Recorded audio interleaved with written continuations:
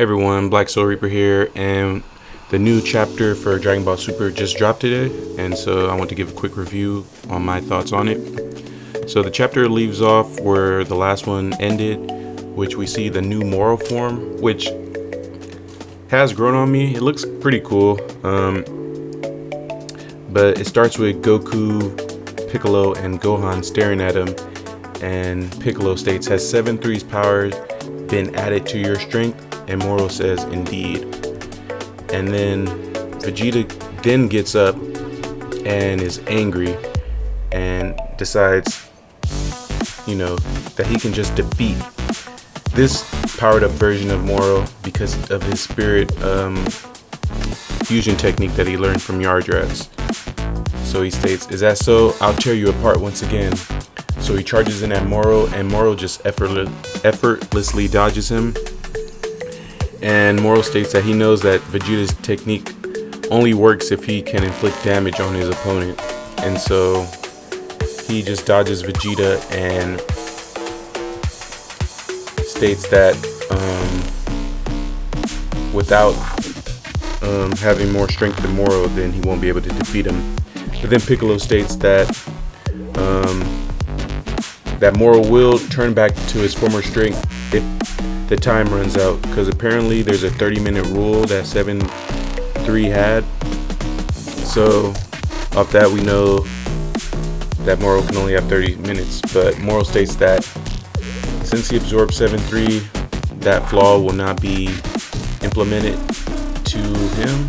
And they never stated why. It's automatically assumed that 30-minute rule just doesn't apply anymore, which is pretty convenient because at this point Moro has no weaknesses. He can absorb power, he can steal techniques, and he's way stronger than Super Saiyan Blue at this point.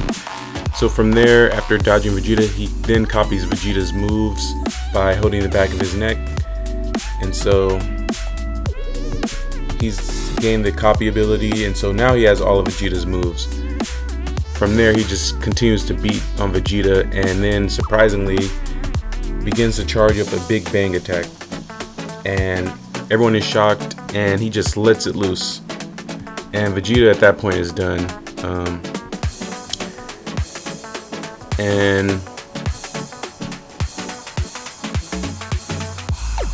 since Moro had absorbed Vegeta's Force Spirit Fission, apparently Piccolo states that even the Potara earrings or the fusion dance won't work.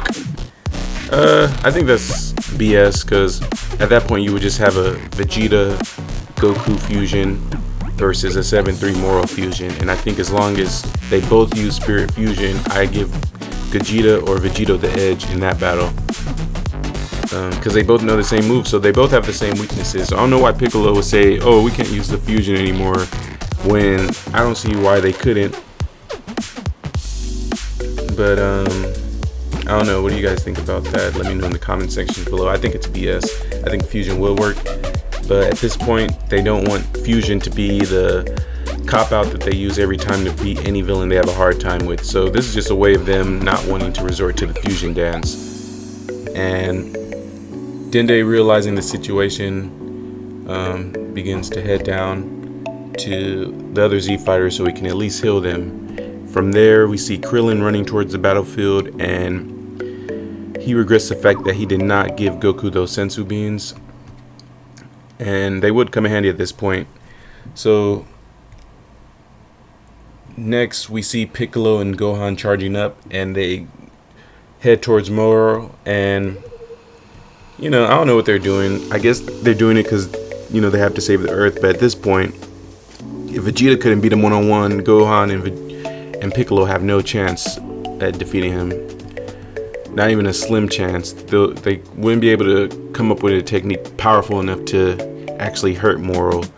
So Moro, blasts Gohan with some key blasts, and Gohan's using his barrier to deflect some of it, and Piccolo then surprises Moro by grabbing his legs, and Moro blasts Piccolo. Piccolo doesn't die, which I thought was weird, but then Moro states that he's purposely keeping all of them alive so he can steal their energy later. Gohan then gets Moro while he's distracted with a galactic donut, and then Piccolo states that Goku should let off his Kamehameha, and so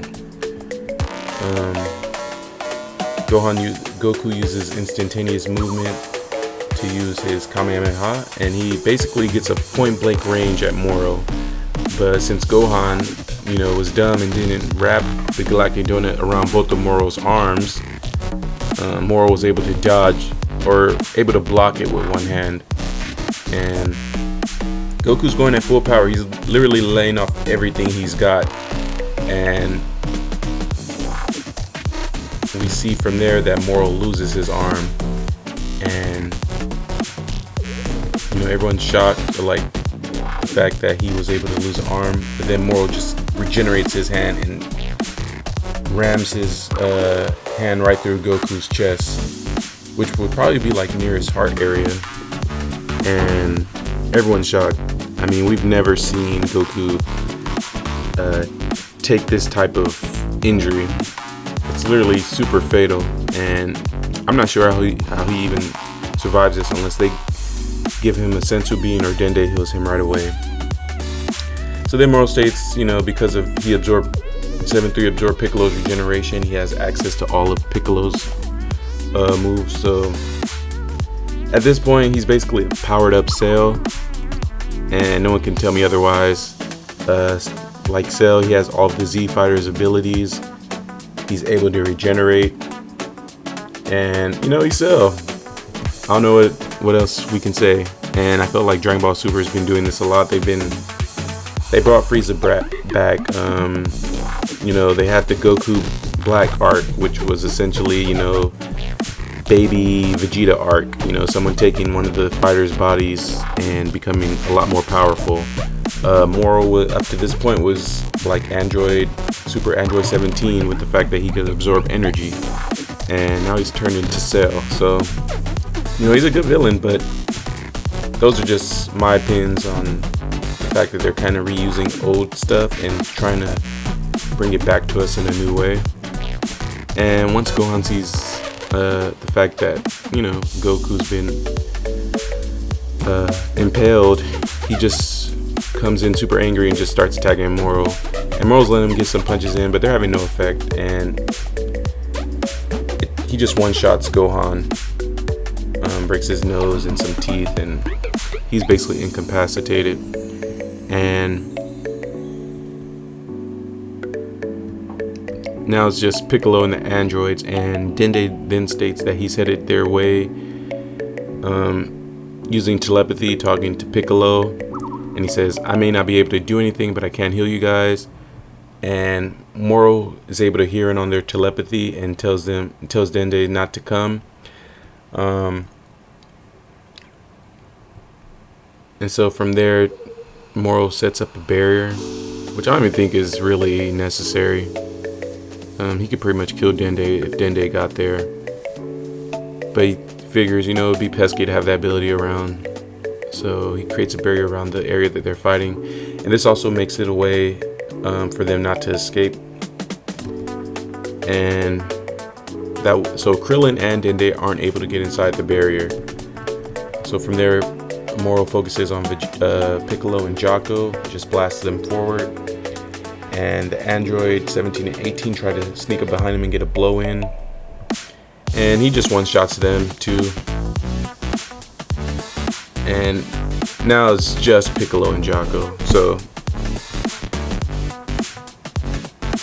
Piccolo apologizes to Jocko for the fact that he has to share the planet's fate, and Jocko says, "Knock it off. Moro broke out of our prison, and besides, Earth is my jurisdiction. If this planet is doomed to die, then it's my duty to go down with the ship." And so Piccolo begins to charge up his Hellzone grenade, or the attack he used against Cell that didn't even work. But for some reason he thinks this will work on Moro. He says that barrier is a blessing in disguise, since it'll keep any destruction contained. There'll be nothing left in here when I'm done. Which is kind of dumb, because he just saw Goku go all out with his Kamehameha at Super Saiyan Blue evolved or whatever, and he just let that off at Moro. Moro only lost an arm, so I don't even know what Piccolo's thinking. But Jocko then states, "Could you hold off for a minute? I haven't even made my piece." So next slide, we just see a special beam cannon just go right through Piccolo, and we know this move killed Raditz, so Piccolo should be done, especially from a Moro special beam cannon. And all that's left is Jocko, and we just see an image of all the Z fighters just on the ground, just done. And the next image we see is the fact that Dende's mad that that he's too weak to help them, and the barrier suddenly opened, and we see an angel suit with his I guess you could say staff or wand, and this angel tells Dende to hurry up and that it's not over yet. And Dende says, "It's you." And so Jocko begins to hold his gun out, I guess to try to fend off Moro, and he blasts Moro, and then we see another beam come in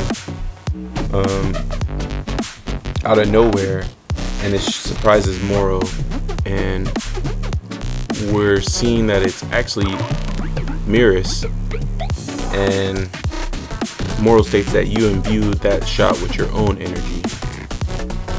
And then Moro states, "But you aren't really a galactic patrol, are you?" And that's where the chapter ends. I thought this chapter was really good, and you know, I really don't know what's going to happen at this point. It doesn't look like Miris would get the W in this chapter.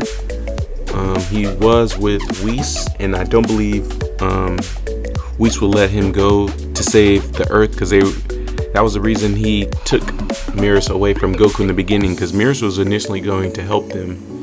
So I don't know what's going on, because